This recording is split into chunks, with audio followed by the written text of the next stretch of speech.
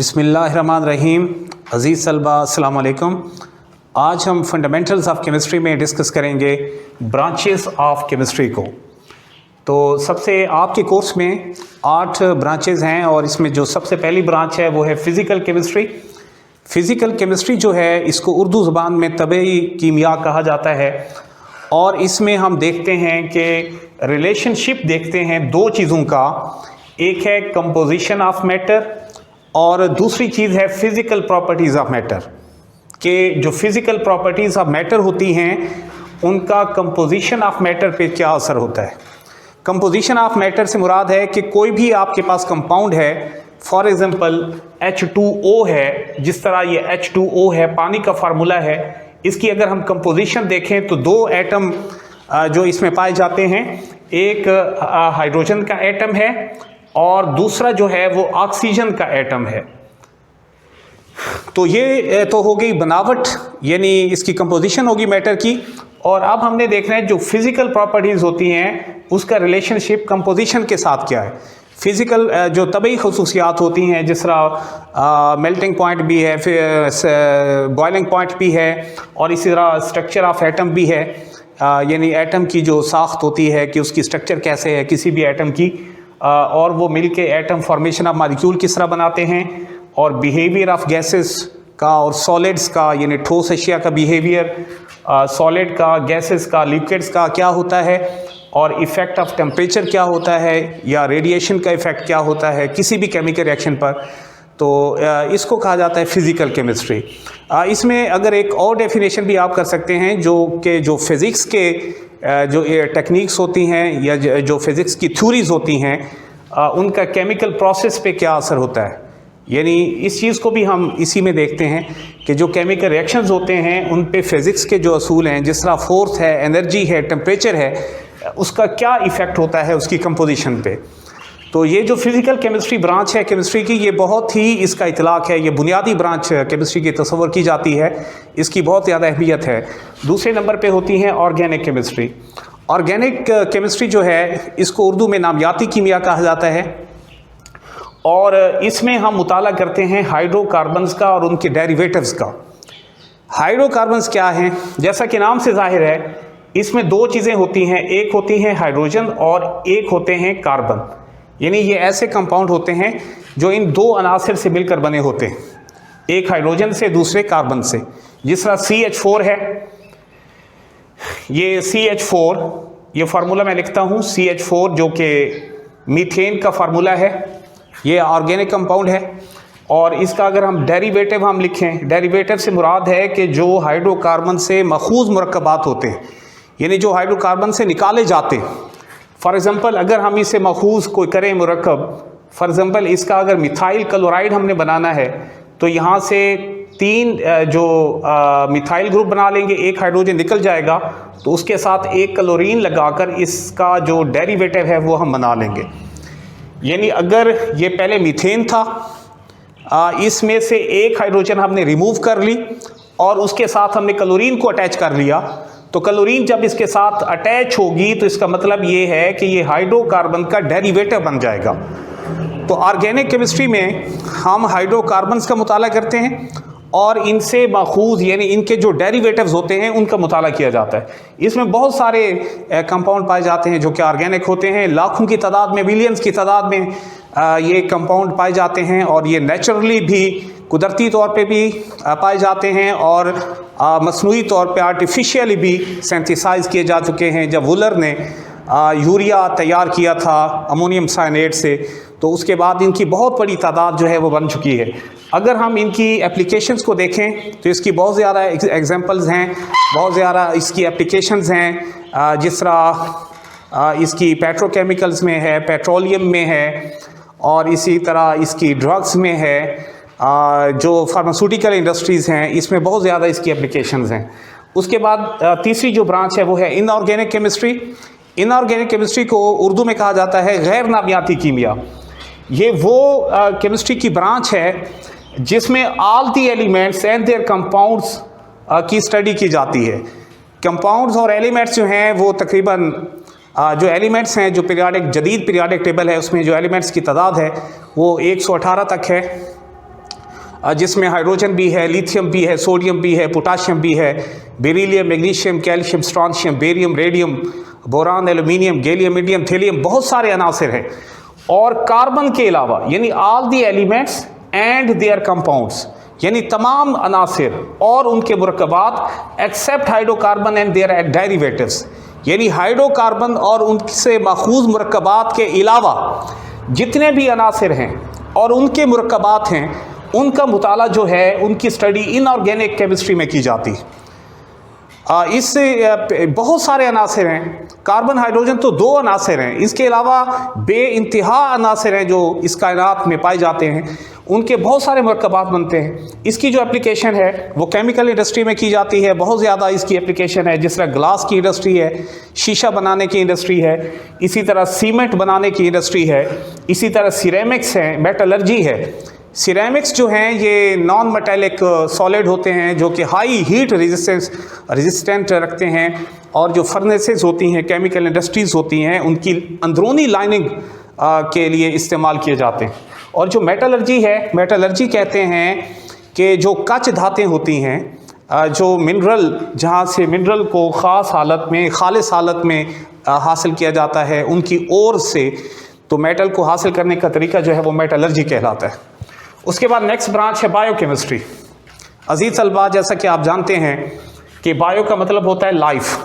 Bio कहते हैं ज़िंदगी को कहा जाता है। ज़िंदगी से मुराद है कि जिन चीज़ों में ज़िंदगी पाई जाती है, इसमें इंसान भी शामिल है, इसमें पौधे भी शामिल हैं, इसमें जानवर भी शामिल हैं, इसमें तमाम जिंदा चीज़ें शामिल हैं। अब हमने मुताला क्या करना है, हमने लिविंग ऑर्गेनिजम्स के अंदर जो केमिकल प्रोसेसेस होते हैं उनकी स्टडी हमने करनी है। यानी बायोकेमिस्ट्री जो है इसमें जो लिविंग ऑर्गेनिजम्स होते हैं, जो लिविंग चीज़ें होती हैं, उनके अंदर जो भी केमिकल प्रोसेस होता है, जिस किस्म का भी केमिकल रिएक्शंस होता है, उसकी हम स्टडी करते हैं। अब केमिकल जो प्रोसेस होते हैं वो कितनी इकसाम के होते हैं? एक होते हैं सिंथेसिस के प्रोसेस, दूसरे होते हैं मेटाबॉलिज्म के प्रोसेस। सिंथेसिस कहते हैं कोई चीज़ का बनना, किसी चीज़ का बनना, इसको कहा जाता है सिंथेसिस। और जो मेटाबॉलिज्म होता है, मेटाबॉलिज्म ये दो चीज़ों का मुरक्कब है। एक होता है लफ्ज़ एनाबॉलिज्म, एक होता है कैटाबॉलिज्म। एनाबॉलिज्म का मतलब है तामीरी अवामिल जो हमारे जिस्म के अंदर हो रहे होते हैं, और कैटाबॉलिज्म का मतलब होता है तखरीबी अवामिल जो हमारे जिस्म में हो रहे होते हैं। यानी दो किस्म के अवामिल जो होते हैं, इनको मजमूई तौर पे मेटाबॉलिज्म कहा जाता है। और ये जो मेटाबॉलिज्म होता है, ये किन चीज़ों का होता है? ये बायो मालिक्यूल्स का होता है। यानी ये ऐसे मालिक्यूल्स का होता है कि जो बायो हैं। बायो का मतलब है कि जिनमें जो जिंदा अजसाम के लिए ज़रूरी हैं। फॉर एग्जांपल, ये कौन कौन से एलिमेंट्स हैं जो बायो मालिक्यूल्स कहलाते हैं? इसमें कार्बोहाइड्रेट्स हैं, प्रोटीन है, फैट है। कार्बोहाइड्रेट, प्रोटीन और फैट ये हमारी ग़िज़ा का जुज़ हैं। ये हम ये तीनों चीज़ें इनहेल करते हैं। इनहेल यानी अपने जिस्म के अंदर ले जाते हैं, खुराक की शक्ल में ले जाते हैं। कार्बोहाइड्रेट जो है, इसमें तमाम जो अजनास हैं, जिसमें रोटी भी है, चावल भी है, गंदम भी है, तमाम किस्म की जो अजनास हैं, जिसमें शुगर अल्टीमेट जो शुगर में कन्वर्ट हो जाती है हमारे जिस्म के अंदर जाके, तो वो कार्बोहाइड्रेट हम खुराक खाते हैं। दूसरी किस्म की खुराक है प्रोटीन, जिसमें गोश्त और दालें शामिल हैं। और तीसरी किस्म की जो खुराक है, डाइटरी जो जुज़ है हमारी खुराक का, वो है फ़ैट का, जिसमें हर किस्म की चिकनाई आ जाती है। इसमें बालाई भी है, घी भी है, इसमें कुकिंग ऑयल भी है, इसमें सारी जो जानवरों की फ़ैट्स होती है, चर्बी होती है, वो भी इसी में शामिल है। और ये तमाम चीज़ें जब मेटाबोलाइज होती हैं हमारे जिस्म के अंदर जाकर, तो जो कार्बोहाइड्रेट है वो शुगर में कन्वर्ट हो जाता है, जो प्रोटीन है वो अमाइनो एसिड में कन्वर्ट हो जाती है, और जो फैट है वो फैटी एसिड और ग्लिसरॉल में कन्वर्ट हो जाते हैं। इनका मेटाबॉलिज्म हो जाता है। इसका मतलब ये है कि जो हमारे अंदर हम फूड हमारे जिस्म के अंदर जाती है, वो अल्टीमेटली एनर्जी में कन्वर्ट हो जाती है, ये उससे तवानाई बनती है। अब तवानाई किस शक्ल में हमारे जिस्म के अंदर स्टोर होती है? वो होती है एटीपी की शक्ल में। एटीपी कहा जाता है एडिनोसिन ट्राइफॉस्फेट को। ये करेंसी ऑफ एनर्जी है जो हमारे जिस्म के अंदर स्टोर हो जाती है एटीपी की शक्ल में। जब हमारे जिस्म को दोबारा तवानाई की ज़रूरत होती है एक्सरसाइज करने के बाद, या फटीग की हालत में, या रोज़े की या फास्टिंग के बाद, तो फिर यही एटीपी जो है हमारे जिस्म को तवानाई फराहम करती है। तो इस तरह बायोकेमिस्ट्री में एक तो हम ये देखते हैं कि फूड किस तरह एनर्जी में चेंज होती है, और दूसरी चीज़ ये है कि जब कोई डिजीज़ होती है, जब हमारे जिस्म के अंदर कोई बीमारी पैदा होती है, तो उसमें कौन सा बियोलॉजिकल चेंज आती है, कौन सी ऐसी तब्दीली आती है कि वो डिजीज़ का सबब बन जाती है। तो ये सारी चीज़ें जो हैं ये बायोकेमिस्ट्री में डिस्कस की जाती है, और इसका बहुत ज़्यादा एप्लीकेशन है इस ब्रांच की फूड इंडस्ट्री में, मेडिसन के शोबे में, एग्रीकल्चर के शोबे में बहुत ज़्यादा इसकी एप्लीकेशन है। उसके बाद जो बेटा 5वीं ब्रांच है वो है इंडस्ट्रियल केमिस्ट्री। जैसा कि नाम से जाहिर है कि ये जो है इसकी अगर हम डेफिनेशन करें तो इस तरह करेंगे, manufacturing of chemical compounds on commercial scale, के कमर्शियल स्केल पर यानी सनती पैमाने पर कीमियाई मुरक्कबात की तैयारी, सनती पैमाने पर कीमियाई मुरक्कबात की तैयारी। अब ये जो रॉ मटेरियल है ये कमर्शियली स्केल पे तैयार किए जाते हैं। ये कौन कौन से रॉ मटेरियल हैं? जो रॉ मटेरियल कहते हैं खाम चीज़ों को जो हम आगे मज़ीद अशिया बनाने के लिए इस्तेमाल करते हैं, उसमें ये क्लोरीन है। सबसे पहले नंबर पे क्या है? क्लोरीन जो है ये पानी की सैनिटेशन के लिए इस्तेमाल की जाती है, पानी की सफाई के लिए इस्तेमाल की जाती है। आम तौर पे जो बड़ी बड़ी टैंकियाँ होती हैं उसकी क्लोरीनेशन करते हैं, उसमें क्लोरीन गुजारते हैं जिससे उसकी सफाई हो जाती है। उसके बाद अमोनिया गैस है, ये बहुत ज़्यादा इस्तेमाल होती है इंडस्ट्री में। HNO3 है, नाइट्रिक एसिड है, और ये H2SO4 है जिसको सल्फ्यूरिक एसिड भी कहा जाता है, और ये किंग ऑफ द केमिकल भी कहलाता है, तमाम केमिकल्स का बादशाह भी ये कहलाता है। कास्टिक सोडा है, ये वो रॉ मटेरियल हैं जो इंडस्ट्रीज में इस्तेमाल होती हैं। अब कौन कौन सी इंडस्ट्री में ये इस्तेमाल होते हैं बेटा? ये फर्टिलाइजर्स बनाने के लिए इस्तेमाल होते हैं, खादें बनाने के लिए यूरिया की खाद है, अमोनियम फॉस्फेट की खाद है, इसी तरह सोप बनाने के लिए, साबुन बनाने के लिए, टेक्सटाइल इंडस्ट्री में यानी जो मलबूसात की इंडस्ट्री है, एग्रीकल्चरल प्रोडक्ट्स के लिए, पेंट्स के लिए, पेपर के लिए, ये जो हैं ये रॉ मटेरियल कमर्शियल स्केल पे तैयार किए जाते हैं। उसके बाद नेक्स्ट है न्यूक्लियर केमिस्ट्री। अजीज़ तलबा, न्यूक्लियर केमिस्ट्री जो है जैसा कि नाम से जाहिर है, ये जो न्यूक्लियस होता है किसी भी सेल के अंदर, जो न्यूक्लियस होता है, जो मरकज़ा होता है, उसके साथ डील करती है। अब एक कुछ अनासर ऐसे होते हैं जो रेडियो एक्टिव होते हैं, जिनसे शुआएं खारिज होती रहती है, रेडिएशन खारिज होती रहती है। तो ऐसे अनासर जिनसे रेडिएशन खारिज होती रहे उनको कहा जाता है रेडियो एक्टिव एलिमेंट्स। तो रेडियो एक्टिविटी जो है इसकी स्टडी की जाती है न्यूक्लियर केमिस्ट्री में। और इसके अलावा न्यूक्लियर फिशन रिएक्शन जिसमें न्यूक्लियस को तोड़ा जाता है, न्यूक्लियर फ्यूजन रिएक्शन जिसमें न्यूक्लियाई को जोड़ा जाता है। तो ये दोनों प्रोसेस जो है इसमें बहुत ज़्यादा एनर्जी खारिज होती है। इससे एटॉमिक बम भी बनाया जाता है, हाइड्रोजन बम भी बनाया जाता है। और इसका मतलब ये है कि ये जो न्यूक्लियर केमिस्ट्री है इसमें एक तो हम रेडियो एक्टिविटी का मुताला करते हैं, और दूसरा केमिकल इफ़ेक्ट्स देखते हैं रेडिएशंस के, कि रेडिएशन जो हैं उनके कीमियाई असरात क्या हैं। अब इसका इतलाक या इसकी एप्लीकेशन इस ब्रांच की क्या है? एक तो इसकी एप्लीकेशन है रेडियोथेरापी में।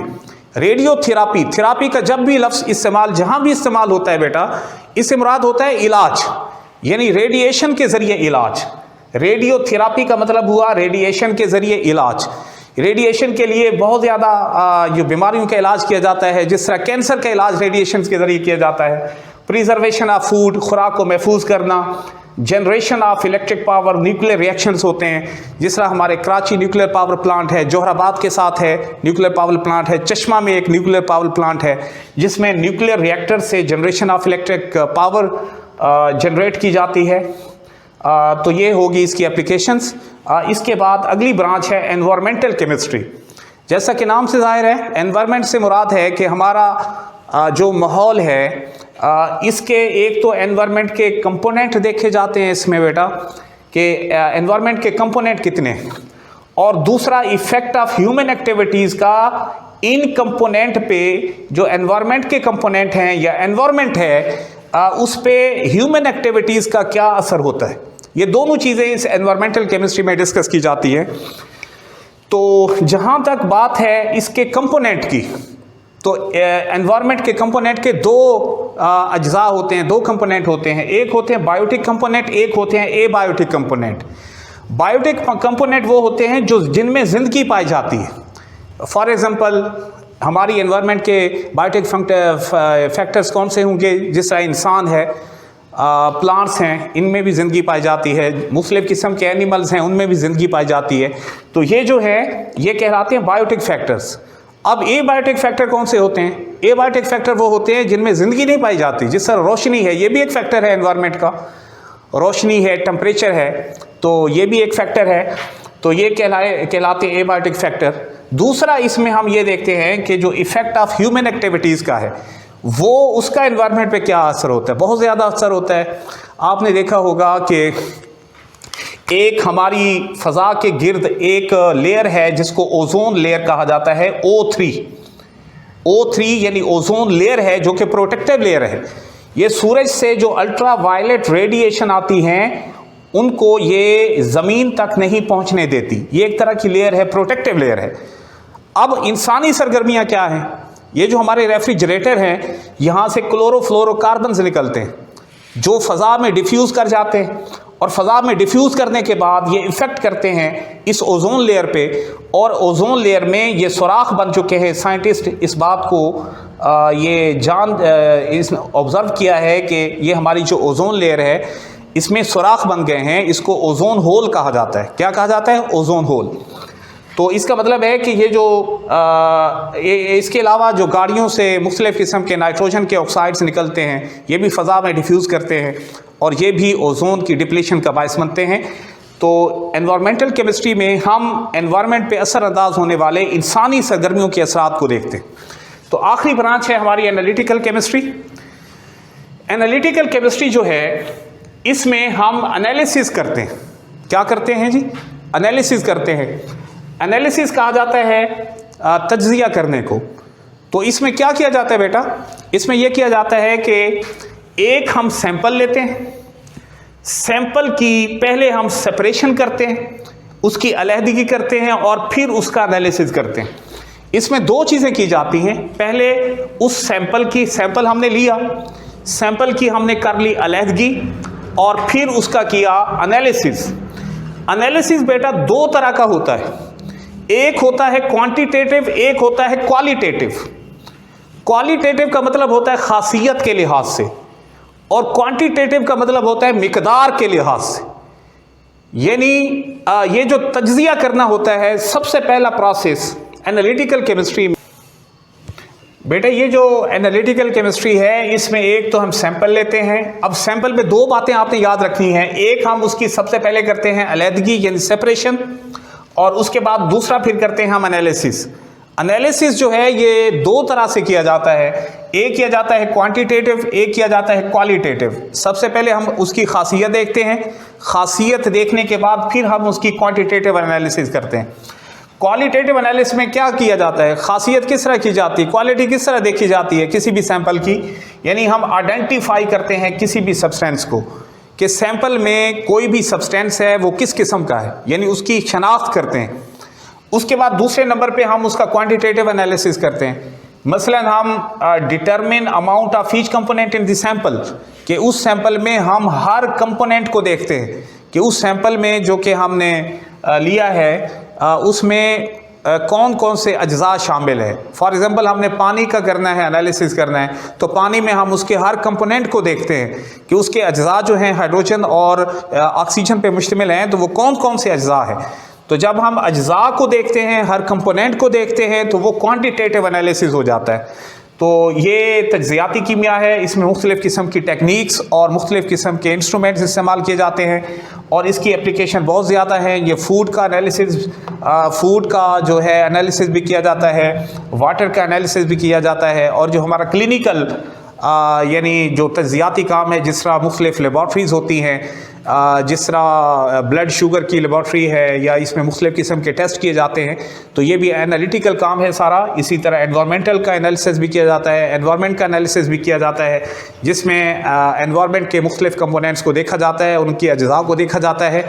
तो इसके साथ ही ये चैप्टर कंप्लीट हो गया, ये टॉपिक कंप्लीट हो गया। अल्लाह हाफिज़।